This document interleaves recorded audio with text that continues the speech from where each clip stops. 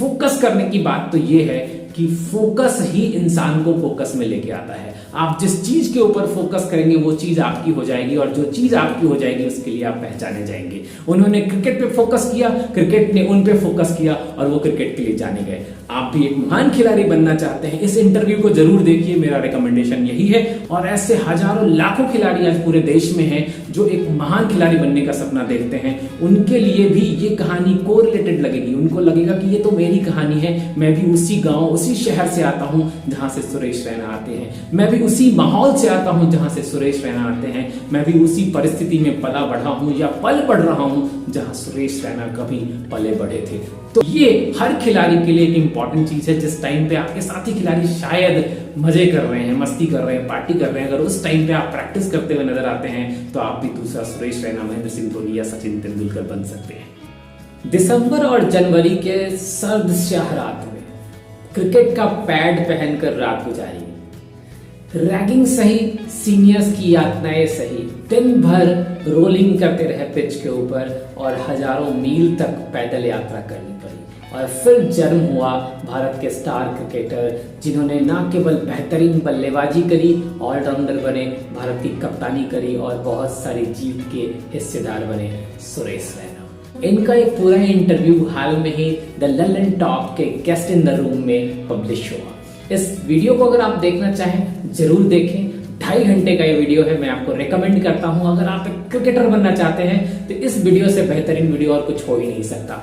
धोनी के सबसे फेवरेट खिलाड़ी में से एक सुरेश रैना की पूरी स्टोरी का सार आज के इस वीडियो में लेके आया हूं। जी हाँ, जो अगले कुछ मिनटों में आप सीख पाएंगे, जान पाएंगे, जिसे फॉलो करके क्रिकेट की राह में आप भी अपनी एक नई पहचान बना सकते हैं।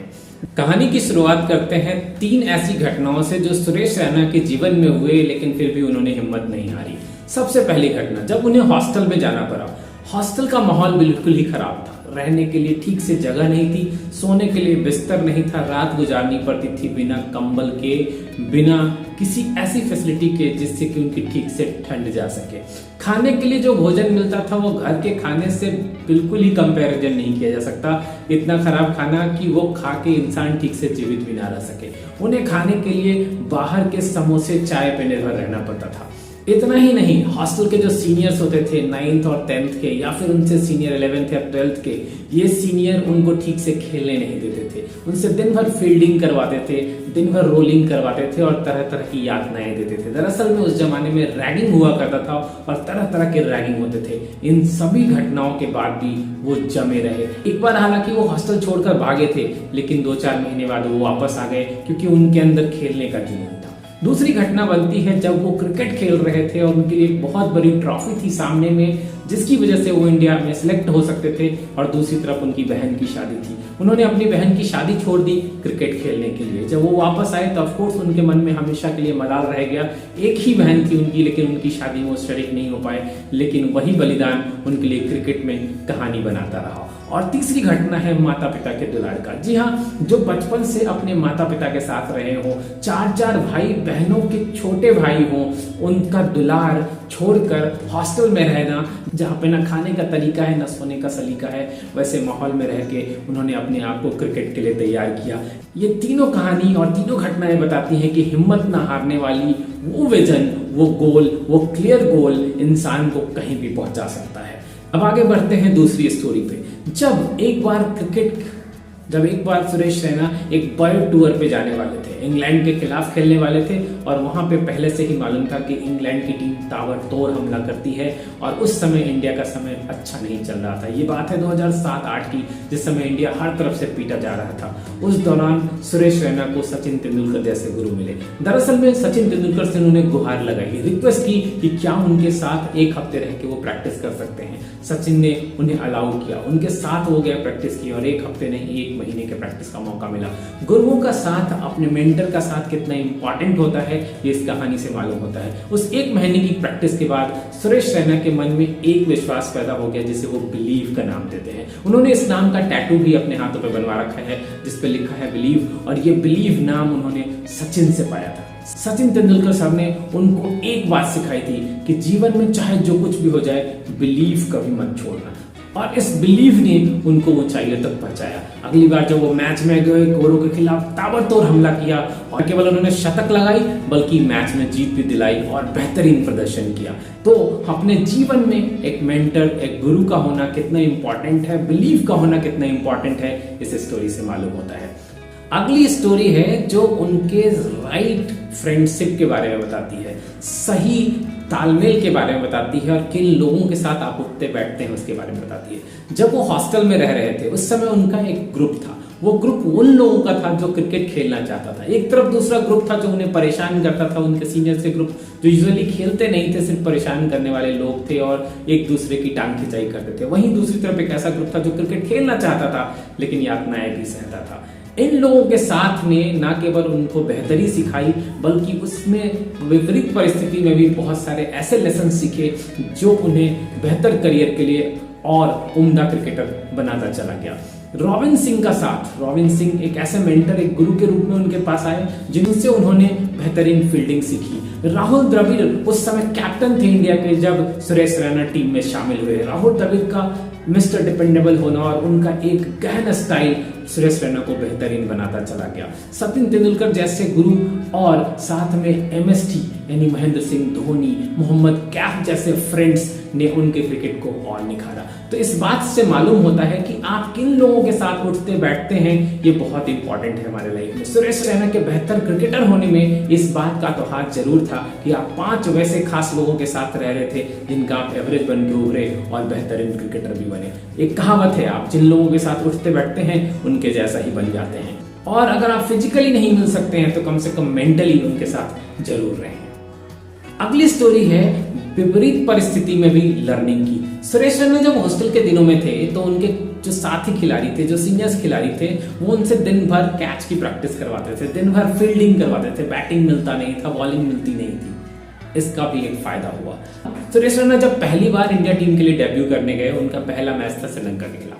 श्रीलंका में पहली बॉल खेलने गए और सामने थे मुरलीधरन। मुरलीधरन की बॉल खेलने से पहले उनके मेंटर्स ने ऑलरेडी उनको बताया था, सीनियर्स ने ऑलरेडी उनको बताया था कि उसकी बॉल पे कट मत मारना, उसकी बॉल घुमावदार होती है और वो दूसरा फेंकते हैं। जी हाँ, सकलैन मुश्ताक के बाद दुनिया के सबसे बेहतरीन दूसरा फेंकने वाले मुरलीधरन उस बॉल को फेंक रहे थे और सुरेश रैना डॉज खा गए। डॉज ऐसी हुई कि बॉल उनको लगा कि उनके बैट पे आएगी, जबकि बॉल उनके बैट पे चली गई और वो आउट करार दिए गए। पहला डेब्यू मैच और उस मैच में 0 पे आउट होना क्या क्रिकेट करियर का समाप्त होने वाली कहानी जैसी थी? शायद ऐसा ही। लेकिन याद कीजिए वो दिन जब वो हॉस्टल के दिनों में थे, केवल और केवल फील्डिंग करते थे और उस फील्डिंग के प्रैक्टिस ने उन्हें बेहतरीन फील्डर बनाया था और ये बना उनके लिए तुरुप का एक काम। उस मैच में जब वो फील्डिंग पे उतरे तो उन्होंने जबरदस्त फील्डिंग करी, टीम के लिए बहुत सारे रन तो बचाए लेकिन साथ में कई विकेट भी निकाले। जी हाँ, अट्टापट्टू को रन आउट करके अपनी टीम में बेहतरीन जगह बनाई। राहुल द्रविड़ का दिल जीता, सचिन तेंदुलकर का दिल जीता और इन लोगों का दिल जीत के उन्होंने मैच में नहीं जगह बनाई बल्कि उस पूरी टीम में जगह बनाई। तो कई बार विपरीत परिस्थिति में जब आप अपनी मेहनत लगातार करते रहते हैं उसका प्रतिफल आपको आगे जाके कहीं ना कहीं जरूर मिलता है। ये चाहे किसी भी परिस्थिति में हो, उन परिस्थिति में भी अपने लिए क्या बेहतर है उसका चुनाव करें तो हम जरूर एक न एक दिन सफल हो जाते हैं।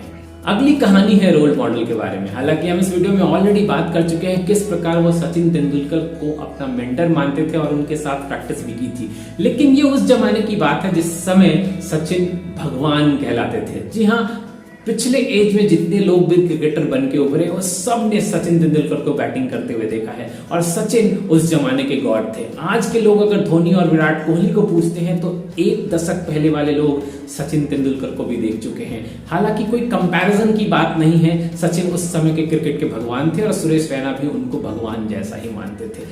इसी कारण था कि उन्होंने एकमात्र अपना मन का गुरु उन्होंने सचिन को बनाया। सचिन को गुरु ही नहीं बनाया, अपना भगवान भी बनाया और जब भी उनको मौका मिला सचिन के करीब जाने की कोशिश करते रहे। पहली बार उनकी मुलाकात कैसे हुई थी? दरअसल में अतुल राणा जी एक फ्रेंड थे सचिन के और उनसे मुलाकात करके सुरेश रैना ने रिक्वेस्ट की थी कि अगर इस मैच में अच्छा खेलता हूं तो आप प्लीज एक बार सचिन से मिलने का मौका बनवा दीजिएगा। और ये बात है दिलीप ट्रॉफी के साइड टाइम की। उस समय वो इंटरनेशनल क्रिकेटर नहीं बने थे और सचिन के सामने जाना, खड़ा होना अपने आप में बहुत बड़ी बात थी। सचिन भगवान और उनके सामने उनका अगर भक्त खड़ा हो तो रोंगटे तो खड़े हो ही जाएंगे। लेकिन यकीन मानिए ये स्टोरी सिर्फ गल्प कथाओं जैसी नहीं है। दरअसल में दिल से अगर आप किसी को पूजते हैं, किसी को चाहते हैं, उसके एक्शंस को फॉलो करते हैं तो वो अंश आपके अंदर भी आता है और आप भी महान योद्धा बन के उभरते हैं। यानी कि 5वां पॉइंट तो यही था कि आपके जीवन में रोल मॉडल का होना बहुत ही इंपॉर्टेंट है, क्योंकि रोल मॉडल आपके रोल को एनहांस करता है। अगली कहानी है, थोड़ा फनी जरूर है लेकिन जरूरी भी है एक खिलाड़ी होने के लिए। No celebrations until you have the time to celebrate. दरअसल में सुरेश रैना अपने इस पूरे इंटरव्यू के दौरान एक बात बेहतरीन तरीके से कहते हुए नजर आए। उन्होंने ज्यादा सेलिब्रेशन कभी भी नहीं किया, चाहे वो इंडिया टीम के लिए खेले हों, चाहे सीएसके के लिए आईपीएल में खेले हों। हंसी मजाक में एक बात कहते चले गए, सेलिब्रेशन के लिए तो हमारे पास टाइम ही नहीं था। जिन लोगों ने सेलिब्रेशन किया वो शायद कभी जीते नहीं।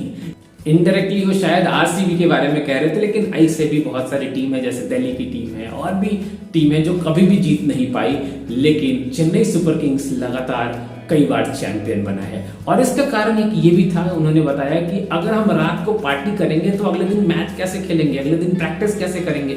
शरीर में शक्ति हो इसके लिए जरूरी ये है कि आप रेस्ट करें, मेंटल पीस में रहें, बॉडी को रेस्ट दें। और इसीलिए सेलिब्रेशन से ज्यादा वो बॉडी को रेस्ट करने और फील्ड में प्रैक्टिस करने को ज्यादा तवज्जो देते रहे। ये हर खिलाड़ी के लिए एक इंपॉर्टेंट चीज है। जिस टाइम पे आपके साथी खिलाड़ी शायद मजे कर रहे हैं, मस्ती कर रहे हैं, पार्टी कर रहे हैं, अगर उस टाइम पे आप प्रैक्टिस करते हुए नजर आते हैं तो आप भी दूसरा सुरेश रैना, महेंद्र सिंह धोनी या सचिन तेंदुलकर बन सकते हैं। और चलते चलते 7वां और एक बोनस पॉइंट इस पूरे इंटरव्यू के सार के रूप में, जब आप एक स्टार खिलाड़ी बन जाते हैं या फिर लोगों के बीच में पहचान हो जाती है तो बहुत सारे लोग आपको अप्रोच करने लगते हैं, खासकर मीडिया वाले आपको डाइवर्ट करते हैं। जब वो सचिन तेंदुलकर जैसे महान खिलाड़ी के साथ खेलने का मौका मिला तो ऑफकोर्स एक युवा खिलाड़ी सुरेश रैना के पास बहुत सारे प्रपोजल्स आए। उनमें से एक प्रपोजल पीआर वालों का ये था कि आपको सेलिब्रिटीज के साथ अपने संबंध बनाने चाहिए, यानी दोस्ती करनी चाहिए, उनके साथ पार्टी करनी चाहिए, बाहर जाना चाहिए, खासकर अगर सेलिब्रिटी महिला हो तो और बेहतरीन। ये डेविएशन का पार्ट था। जी हाँ, एक तरफ जहां सुरेश रैना का फोकस पूरी तरह से क्रिकेट पे था, वहीं दूसरी तरफ पीआर वाले कह रहे थे कि अगर आप पॉपुलर होना चाहते हैं, लोगों के बीच में जाना चाहते हैं और ज्यादा धन संपत्ति कमाना चाहते हैं तो थोड़ा पीआर भी बढ़ाइए।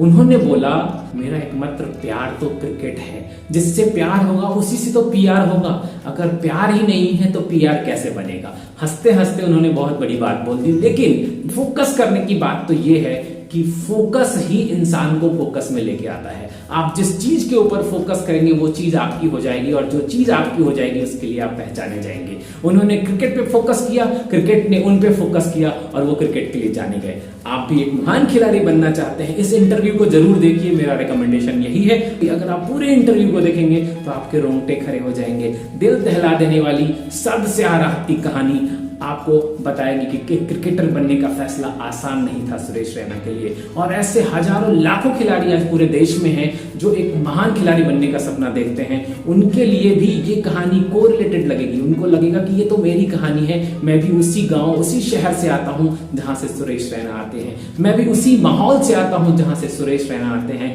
मैं भी उसी परिस्थिति में पला बढ़ा हूं या पल बढ़ रहा हूं जहां सुरेश रैना कभी पले बढ़े थे।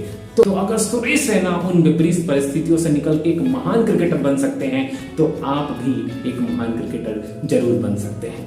सफलता की राह में ये वीडियो एक माइलस्टोन साबित होगा। पूरा वीडियो ललन टॉप पे देखिए, वहां सुरेश रैना जी ने खुद ही अपना पूरा इंटरव्यू दिया है। ये कहानी मेरी जुबानी थी, सुरेश रैना की जुबानी सुनिए ललन टॉप पे। मिलते हैं एक बार फिर से, तब तक के लिए आपको नमस्कार, जय हिंद, वंदे मातरम।